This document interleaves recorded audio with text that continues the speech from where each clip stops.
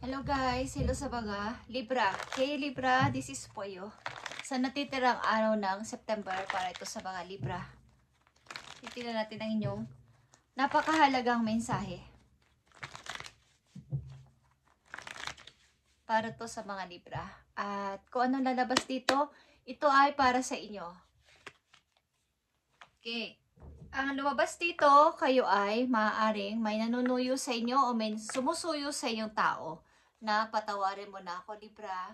Maawa ka na sa akin. Bigyan mo ko ng isa pang pagkakataon o marami pang pagkakataon siyang hinihiling sa inyo nang paulit-ulit, but meron. Okay? Something na may nagsisisi, may nanghihinayang. Okay? Forgiveness is an important part of healing. Guys, forgiveness. May humingi ng sorry sa inyo o may hihingi. Forgive yourself and those around you for any mistake of the past so that everyone can move forward. Okay. Grieving is a normal but part of life. Ask your angels or those who love to help you move through the process quickly so that you can get back on the path to joy. Okay. Para manumbalik ulit yung kaligayahan mo sa puso mo at tuloy-tuloy na ang paghihiling is may nangangailangan siguro dito ng pagpuporgive galing sa iyo, Libra. Isang taong nasaktan ka o sinaktan ka. Okay, ano nga ba nakapalob dito sa 5 of emotion or 5 of cups, guys? Something na may taong gustong humingi sa inyo ng patawad or ng isa pang pagkakataon na bigyan nyo siya ng something, pansin or attention. Okay, Libra. So, natitirang araw ng September 2025. Nandito ang 5 of Cups, guys. At para magpatuloy ang buhay ng masaya, wala nang hinanakit sa isa't isa. Okay? Something na ganito ang nangyari sa inyo ng person na to nung kayo ay iniwan or may nang iwan sa inyo. Kahirapan. Kawalan ng pag-asa. Kawalan din ng pera. Kumbaga, hindi talaga nagiging okay. Maraming problema. At tiniis nyo to ng parang tiniis nyo nang wala na kayong naging ipon. Kahit ano pang gawin ninyong pagtatrabaho, parang walang pag-unlad. Parang hindi tumataas ang inyong money. Okay? 5 of Cups is here. Andito ang Wheel of Fortune, guys. Ito na yung tamang time. Ito ay Destiny. 6 of Swords.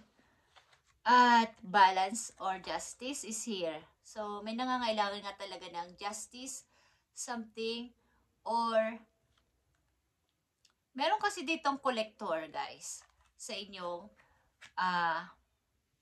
sitwasyon. Maaring collector ng babae, ng lalaki, or collector ng pera. Something lying, okay? Something na may ninakaw, may kinuha. So, andito yung pagtataksil. Okay. Libra, para sa inyo reading na to, sa natitirang araw ng September, mukhang may isang tao dito na sobrang nagawang kasalanan sa isang tao at humihingi siya o gusto niyang humingi ng sorry sa kanyang mga ginawa o nagawa sa inyo, guys. At ano nga ba ang dapat ninyong gawin dito? Ano nga ba ang inyong naiisipan o naiisip na this time? Okay, bagamat lumalapit ang tao na to, ano nga ba ang inyong naiisipan na o plano sa kasalukuyan sa mga Libra? Okay.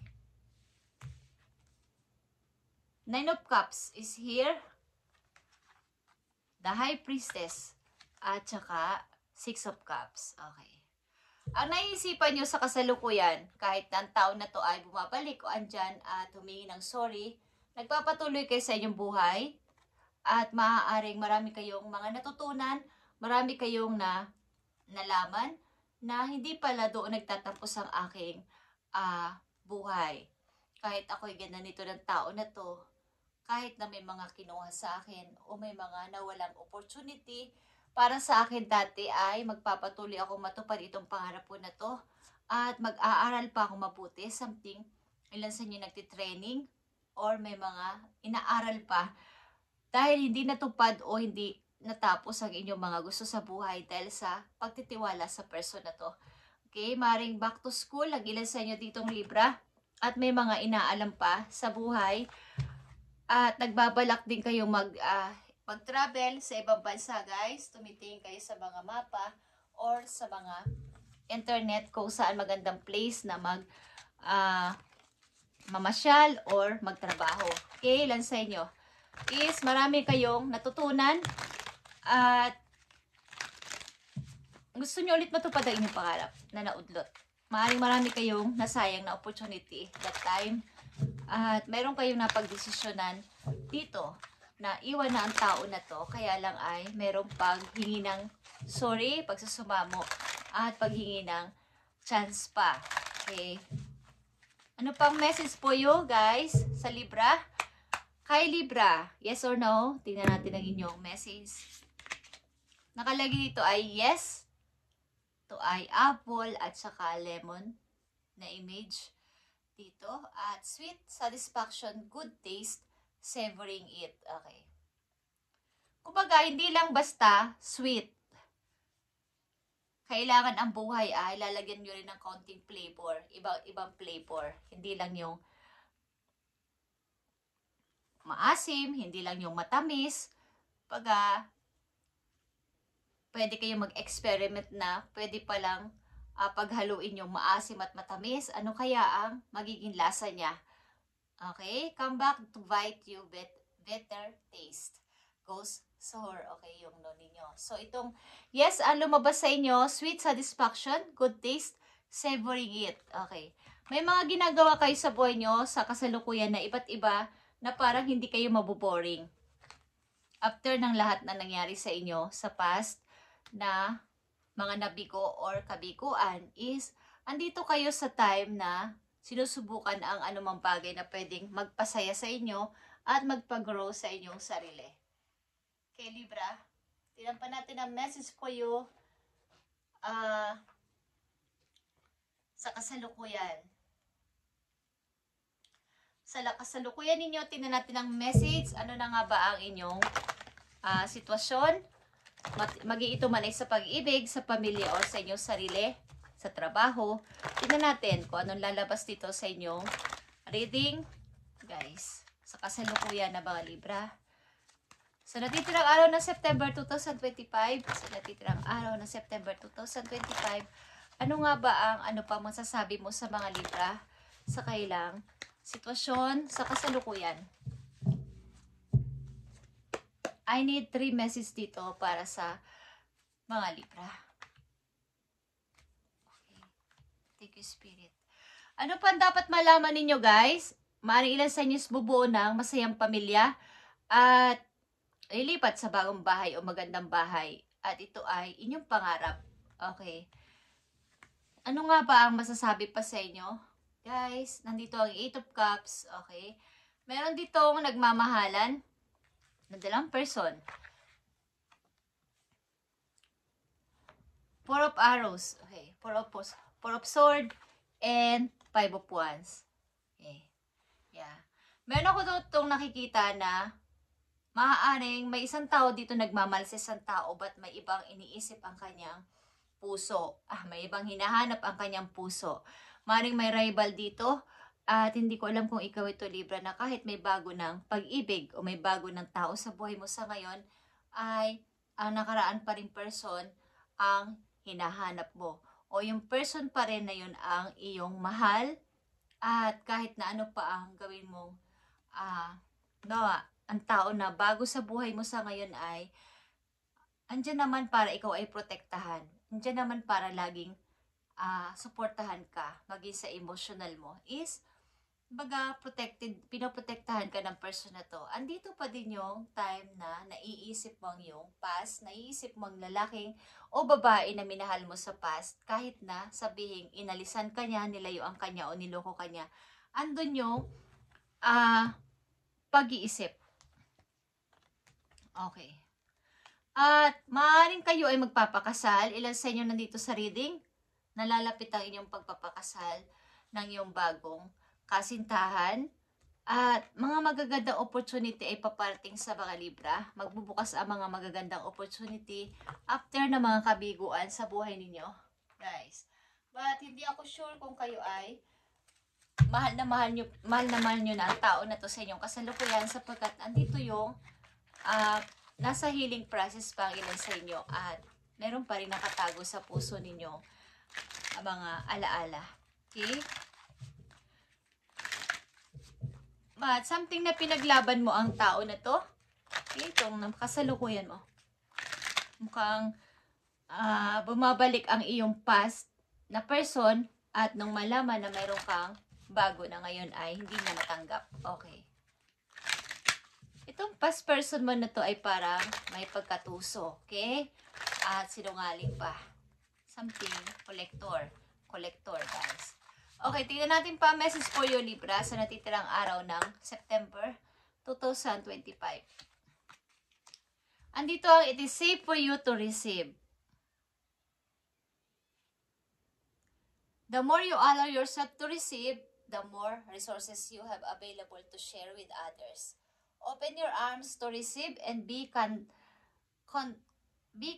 for good coming to you and through you, as it blesses the world. Okay, ibig sabihin nito, guys, sa inyong kasalukuyan, huwag kayong mahiya na kayo ay binibigyan ng mga gift, something. Kaya nasasabi ko dito na maraming paparating ng mga good opportunities at maaaring magbubukas ang mga magagandang oportunidad sa inyong buhay. Maaaring ang inyong papakasalan din o mapapangasawa ay may kaya sa buhay o may pera. Is huwag kayong mahiya na tanggapin kung ano itong nararanasan nyo sa ngayon, sapagkat ito ay inyong deserve. The more na ito ay inyong open ang inyong mga kamay sa pagtanggap ng mga blessing na to na hindi nyo inaasahan, ay mas marami kayong matutulungan na ibang tao. Okay? Maaring sa mga natatanggap nyong blessing ay iniisip nyo na ito ay dapat ko ring i-share sa iba at hindi ako maging madamot, sapagkat hindi ko naman ito inasahan o hindi ko to inaasahan na may magandang mangyayari pala sa akin. Okay? Sa kabila ng lahat. Okay, guys. So, the more na ikaw ay nakaka-receive, the more naman na iniisip mo na magbigay sa kapwa para pambalik. Sapagkat hindi, kumbaga, para sa'yo, ang blessing ay sinishare, hindi sinusolo. Okay, guys? Sa madaling salita. Is ganon ang mga Libra na nandito sa reading. Mapagbigay ng mga natatanggap nilang blessing. Alam kasi nila ang naranasan o nararamdaman ng mga taong nahihirapan sa pera. Okay? Sa mga Libra nandito. Alam nila kung paano yung pakiramdam ng pagdamutan at pagsarhan ng pintuan pag may humihingi sila ng favor sa ibang tao. Is hindi sila pinagbubuksan ng pintuan, kumbaga ni-ignore. Okay. Nasabing wala rin sila pero ang totoo meron. This time, mag-o-open ang magandang opportunity sa'yo. Maaari din ang mapapangasawa mo ay may kaya o may pera. Is the more na ikaw ay nakakatanggap ng mga ganito is naisipin mo na ibigay din o i-share din naman ang mga blessing mo natatanggap. Okay. So, tingnan pa natin ang message for you. Dalawang mahalagang message dito for Libra. Okay. Push through any insecurity. Lahat ng mga insecurity mong nararamdaman sa sarili mo, sa buhay mo, ay iyo nang tanggalin. Sapagkat maganda ka, pogi ka, okay? Huwag kang mahiyang ipakita ang iyong mga kakayanan o mga kaya mong gawin. Ikaw kasi ay ang ilan ditong Libra na nandito ay may pagkamartir. Okay? Napaka maunawain at mabait na person. Tingnan pa natin, Libra. Okay? Open up to change. Okay? Open up to change, guys. Kapag ginupush kayo ng kapalaran na ganito, ganyan, is huwag kayong mag-atubili na ito ay itry o something na i-accept, sapagkat andito yung pagbabago na mangyayari sa buhay ninyo. Maaaring kung kayo ay babae, Libra na dito, may magpo-propose sa inyo person na may kaya sa buhay. Magbubuksan niya kayo ng pintuan na malawak. Message pa po you sa natitirang araw ng September para to sa mga Libra o sa mga napipili mga Libra na bibigyan ng message today. Andito ito ay walis, okay? Ito ay 10 of Swords, guys. The rod near predict family quarrels. Okay. Mukhang sa inyong pamilya o sa inyong loob ng bahay, pamilya ninyo ay may mga something away-away. Mga rivals. Okay? Or mga pagtatalo. Okay, guys, Libra, ito ay inyo. Kumbaga, maging aware ka. Tingnan natin ito. Ilan sa inyo ay 30 years old, guys.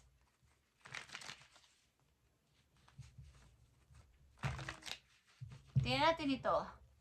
10 of Swords sa mga Libra. Page of Swords. Judgment. Okay. And 9 of Cups. Okay, Libra. Something. Sa loob ng iyong tahanan, mag-iito man ay buhay mag-asawa, is meron talagang hindi na okay sa inyong relasyon, connection. Meron ditong palainom. Hindi ko alam kung alak or something nakakalasing na bagay. Meron ditong palainom. Mahilig uminom. At maybe ito yung pagtatalunan ninyo. Parang gusto niya, siya lang lagi nasusunod. Sa akin lang to, okay? Ako lang nagmamay-ari nito or ako lang ang dapat mag-decide nito. Ako kasi ang gumawa nito. Ako yung nag-provide nito. Ako yung, basta may sinasabi siya ganyan. Okay? At nagkakaroon ng problema ang inyong buhay, mag-asawa dito at humingi ito ng attention. Na kung i-group pa to, sabot na inyong makakaya ay inyong tinitiis. Hinihingi nyo ito ng gabay sa langit para ito ay masurvive. Kaya lang meron dito ang tao, siya yung nasusunod palagi at hindi nakikinig. Okay, Libra.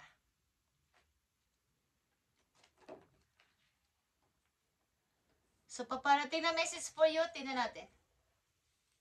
Sa mga Libra nandito sa reading, tingnan natin. Paparating na message for you. Dalawang mahalagang paparating na message sa mga Libra nandito sa reading. Bagamat ito ay general reading, guys, may mga... Ang reading ko ay... Kumbaga, kung napanood nyo ito ay para sa inyo ang message na to na pinapadala. Guys, hindi ito sinasadya. Kumbaga, talagang inilaan ito ang message na to po you. Okay? Tingnan natin. Paparating na message sa mga Libra. Dalawang mahalagang message sa paparating sa inyo. Maaaring bukas, o sa mga lawa, o sa isang linggo, o sa isang buwan. Paparating na message po you. Good and bad man to is paparating ito para sa inyo. Okay. Andito ang The Tower. Kung kayo nasa buhay mag-asawa, pilitin nyo kung ayaw nyong masira ang inyong tahanan na i-balance ang lahat. Maging balanse sa private life nyo, sa trabaho nyo, sa pamilya nyo, sa sarili nyo, at sa mga anak nyo kung may anak kayo, at sa pag-treat sa inyong loved ones o sa inyong minamahal. Gawin ninyo ang lahat para kung kayo ay ayaw nyo nang masira o ayaw nyo masira ang inyong tahanan is magkaroon dito ng teamwork sa loob ng bahay at para hindi kumuho ang maganda ninyong itinayong foundation of love. Okay, Libra? Tingnan natin ang isa pang mahalagang message po you. Okay. Andito ang 8 of Pentacles. Kaya ko nasasabi to, kaya ito, nandito ang message na to po you. Sapagkat kayo ay palatrabaho. Ilan sa mga Libra na nandito sa reading ay busy. Walang panahon masyado sa sarili din, sa pamilya din, at kulang sa balance. Kung hindi to mabibigyan ng balanse, ang ilan din sa inyo nasa ibang bansa, kaya ang pamilya na to ay something nagkakaroon ng complex o mga problema sapagkat kulang na sa komunikasyon. Wala nang time sa isa't isa, wala nang ang time sa isa't isa dahil malayo, hindi na nagkakakitaan, natatouch ang isa't isa, nakakausap ng personally, is kulang na talaga sa oras to talk ng na matagal. So, andito yung pagbabalance sa sitwasyon. At sad to say, may nakikita din ako dito na kaya nagkakaroon ng problema. Ang dalawang tao dito is meron nang nagkakagusto sa ibang person. Meron nang tumitingin sa ibang person, guys. Okay? Either ikaw ito or yung person mo. Dahil nga wala ng oras. So, kung gusto nyo ma-survive o mag-grow pa ang relasyon na to is, dapat dito ay may balanse. Guys, balanse sa pamilya at teamwork. Kung nga rin ang nararapat na unahin, yun. Para hindi magka-hulog-hulog o something magiba ang foundation ng inyong love o ng inyong tahanan. Kailangan dito ay balanse. Okay? Simulan sa pagbabalanse ng oras sa trabaho, sa sarili, sa inyong pamilya at sa inyong ang private life. Kailangan ay balabalanse. Maring lilimutan nyo na rin ang ibang mga mahalagang event sa buhay ninyo. Okay? Thank you, Libra. At ito ang bonus reading para sa inyo sa natitirang araw ng September 2025 at pagpalain kay ni God sa amang bansa kayo andon is mag-ingat kayo dyan, guys. Ano ba na inyong ginagawa sa buhay, trabaho, o saan man kayo na lugar is mag-ingat kayo at pagpalain kayo ni God sa inyong mga paplanuhin at mga sasabihin, mga didesisyonan is i-ask nyo kay God, kay universe, sa inyong mga ancestors, sa inyong mga angels, sa inyong mga guides, ang inyong gagawing plano para hindi magkaroon ng anomalya o kaguluhan o something delay. Okay, Libra? Thank you and God bless.